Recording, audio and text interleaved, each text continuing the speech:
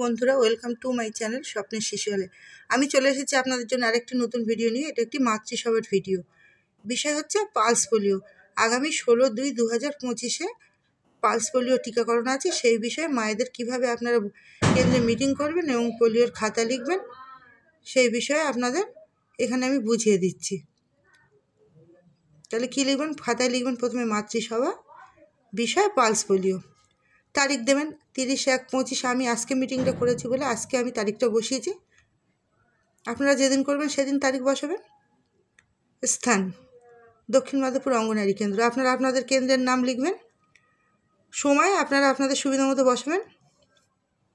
অদ্য ইংরাজি 30/1/25 তারিখে দক্ষিণ মাধবপুর অঙ্গনারী কেন্দ্রে মায়েদের নিয়ে এক সভার আয়োজন করা হয়েছে। উক্ত সভার আলোচ্য বিষয় কি?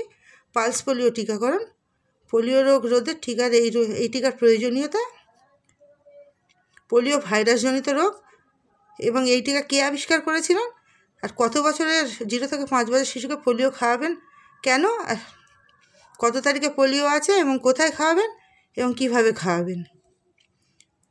তাহলে এখানে পালস পোলিও টিকাকরণ। পালস পোলিও হচ্ছে একটি ভাইরাসজনিত রোগ। এই রোগে মানুষ আক্রান্ত হলে পঙ্গু হয়ে যায়। এই 1952 সালে জোনাস সল্ট নামে আমেরিকার এক বিজ্ঞানী পোলিও রোগের ভ্যাকসিন আবিষ্কার করেছিলেন। এই ভ্যাকসিন আবিষ্কার হওয়ার পর 0 থেকে 5 বছরের বাচ্চাদের পোলিও খাওয়ানো হয়, যার ফলে আমাদের ভারত এখন পোলিও মুক্ত। তাহলে পোলিও রোগ প্রতিরোধে টিকার প্রয়োজনীয়তা কেন? এই কারণে এই টিকা খাওয়াবেন যাতে বাচ্চা পোলিও আক্রান্ত না হয়।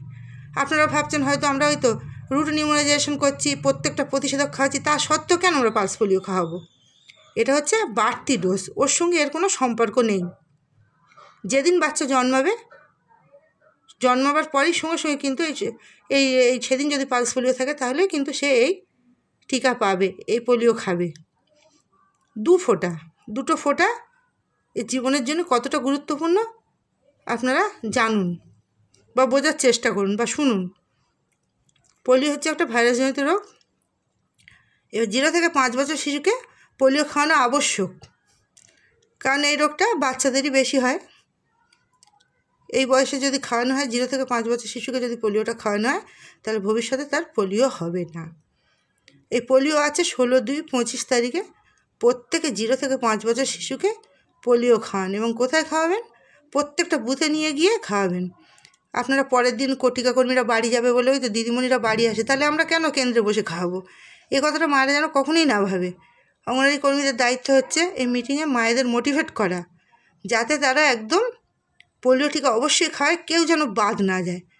আপনার বাচ্চা পাশের বাচ্চা খেলো না, তাহলে কিন্তু আপনার বাচ্চা নিরাপদ নয়। কারণ পোলিও হচ্ছে ভাইরাসজনিত রোগ, হাওয়ায় ছড়ায়। সেই পোলিও আক্রান্ত শিশু যদি পায়খানা করে, তার থেকেও অন্য শিশুর পোলিও হবে। সুতরাং কেউ যেন বাদ না যায়। প্রত্যেকের উচিত পাশাপাশি প্রত্যেককে বাচ্চাকে মোটিভেট করানো এবং জানানো তাদের মায়েদেরকে, যাও বাচ্চার পোলিও খাইয়ে আনো, এবং এই প্রত্যেকে বুথে গিয়ে খাইয়ে নেবেন। এই 16/2/25 তারিখে প্রত্যেকটা অঙ্গনওয়াড়ি সেন্টার খোলা থাকবে এবং প্রত্যেকটা কেন্দ্রে ফিডিং হবে, যেখানে যেখানে পালস পোলিও হয়। সুতরাং যাতে প্রত্যেকটা বাচ্চা খায়, কেউ বাদ না যায়, যেন সরকারের এই কর্মসূচি। এই পোলিও বুথের দিন খাওয়াবেন, অবশ্যই খাওয়াবেন, যেন পরের দিন খাওয়াবো এই আশায় যেন কেউ না বসে থাকে। ভারত পোলিও মুক্ত হলেও এখনও কিছু কিছু জায়গায় খাওয়ানোর প্রয়োজনীয়তা আছে। কিছু কিছু জেলায়, কিছু কিছু ব্লকে এই পোলিও টিকাকরণ হচ্ছে। যেখানে যেখানে হচ্ছে সেখানকার অঙ্গনওয়াড়ি কর্মীরা মিটিং করবেন, মায়েদের বোঝাবেন, তাদের মোটিভেট করবেন, কেন খাওয়াবেন, কী জন্য খাওয়াবেন, এর গুরুত্ব কী, এর প্রয়োজনীয়তা কী, সমস্ত বুঝিয়ে মায়েদের মোটিভেট করে ওই দিন প্রত্যেকটা বাচ্চাকে যেন পুরো একদম 0 থেকে 5 বছরের কেউ যেন বাদ না পড়ে, এইভাবে পোলিও খাইয়ে মিটিংটা যেন খাওয়ায়, এইভাবে মিটিংটা করবেন। তারপর কী করবেন? মিটিং করার পর সবার বোঝানোর পরে তারপর মায়েদের দিয়ে এক এক করে সব স্বাক্ষর করাবেন আপনাদের এলাকা অনুযায়ী। তাহলে আজকে ভিডিওটি ছিল এই পর্যন্ত। যদি ভালো লেগে থাকে লাইক, কমেন্ট এবং শেয়ার করুন এবং আমার চ্যানেলটিকে সাবস্ক্রাইব করুন। আমার সাথে থাকুন, আমার পাশে থাকুন। ধন্যবাদ।